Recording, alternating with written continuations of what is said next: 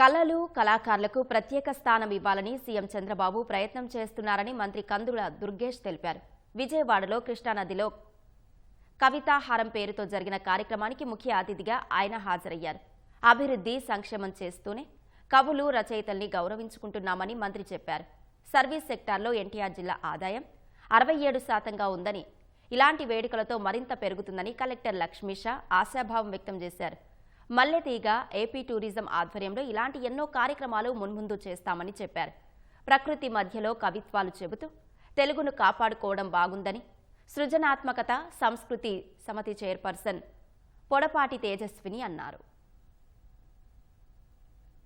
ఇవాళ ఆంధ్రప్రదేశ్ రాష్ట్రంలో కళలకి, కళాకారులకి, రచయితలకి, కవులకి కూడా సముచిత స్థానం ఇవ్వాలనేటువంటి ఆలోచన ముఖ్యమంత్రి చంద్రబాబు నాయుడు గారు, ఉప ముఖ్యమంత్రి పవన్ కళ్యాణ్ గారు ప్రత్యేకంగా తెలియజేస్తున్నారు.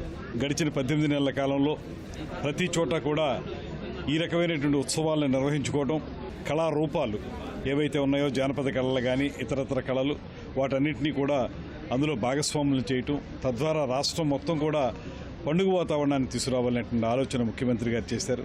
51 మంది కవులు వివిధ ప్రాంతాల నుంచి వచ్చారు. ఈ పర్యాటక బోట్లో కూర్చుని అందరం కలిసి దీన్ని ముందుకు తీసుకెళ్తూ తద్వారా వారి కవితలను వినటం, దాని ద్వారా మన మనసుకి ఆహ్లాదం కలగడం మాత్రమే కాకుండా ఆలోచన శక్తి కూడా పెరిగే విధంగా ఈ కార్యక్రమం రూపొందించడం జరిగింది. సమాజాన్ని చైతన్యవంతం చేయడం, అలాగే సాహిత్యులకి అలాగే కవులకి మంచి వేదిక కల్పించడం ముఖ్యంగా ఉంటుంది. దీని ద్వారా మనకు ముఖ్యంగా టూరిజంలో అలాగే సర్వీస్ సెక్టర్లో కూడా ఇది సాహిత్యపరంగా కాకుండా ఆర్థికంగా కూడా దీన్ని ఇంప్రూవ్ చేయడానికి చాలా ఉపయోగపడుతుంది. కృష్ణమ్మకి జలహారతినివ్వడం చూసాం, కానీ అక్షరహారతినివ్వడం ఇది చరిత్రలో మొదటిసారి. తెలుగు భాషని బ్రతికించుకోవడానికి తెలుగు నేలపైన సభలు పెట్టుకోవాల్సిన పరిస్థితికి మనం ఈరోజు వచ్చాం.